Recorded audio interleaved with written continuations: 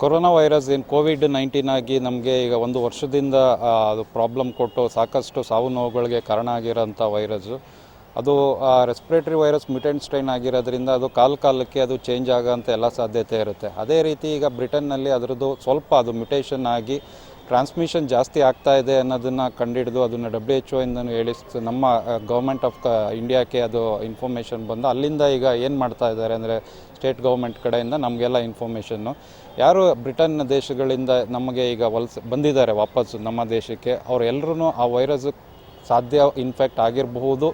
ಅನ್ನೋದನ್ನು ಒಂದು ಕಾರಣಕ್ಕೋಸ್ಕರ ಅವ್ರನ್ನೆಲ್ಲ ಸ್ಕ್ರೀನ್ ಮಾಡಿ ಅವ್ರನ್ನೆಲ್ಲರಿಗೂ ಕೇರ್ ಮಾಡಿ ಅನ್ನೋದನ್ನು ಇನ್ಸ್ಟ್ರಕ್ಷನ್ಸ್ ಕೊಟ್ಟಿರೋ ಪ್ರಯುಕ್ತ ಈಗ ನಮಗೆ ಒಟ್ಟು ನವಂಬರ್ 25ನೇ ತಾರೀಕಿಂದ ಈಚೆಗೆ ಬಂದಿರೋ ಎಲ್ಲ ಪ್ಯಾಸೆಂಜರ್ಸ್ಗಳು ಅಥವಾ ರಿಟರ್ನೀಸ್ ಯಾರಿದ್ದಾರೆ ಅವರೆಲ್ಲರೂ ಒಂದು ಸಾರಿ ಅವ್ರಿಗೆ ಪರೀಕ್ಷೆ ಮಾಡೋದ್ರ ಜೊತೆಗೆ ಅವರ ಆರೋಗ್ಯ ಪರಿಸ್ಥಿತಿನ ನೋಡಬೇಕು ಅನ್ನೋದನ್ನು ಹೇಳಿರೋ ಕಾರಣ ಮತ್ತು ಈಗ ಕಳೆದ 2-3 ದಿನ ಅಂದರೆ 21, 22ನೇ ತಾರೀಕಿಗೆ 23 ಈ ಟೈಮು 21ರಿಂದ 22ವರೆಗೆ ಬಂದಿರೋಂಥ ಎಲ್ಲ ಪ್ಯಾಸೆಂಜರ್ಸ್ಗಳಿಗೆ ಕಂಪಲ್ಸರಿ ಕೋವಿಡ್ ಟೆಸ್ಟ್ ಮಾಡಲೇಬೇಕು ಅನ್ನೋ ಕಾರಣಕ್ಕೋಸ್ಕರ ಈ ದಿನ ಅವ್ರಿಗೆ ಅಂತಲೇ ಈ ಟೌನ್ ಹಾಲ್ ಆವರಣದಲ್ಲಿ ಒಂದು ಬೇರೆ ಒಂದು ಕೌಂಟ್ರನ್ನೇ ಮಾಡಿ ಈಗ ಪರೀಕ್ಷೆ ಮಾಡ್ತಾಯಿದ್ದೀವಿ.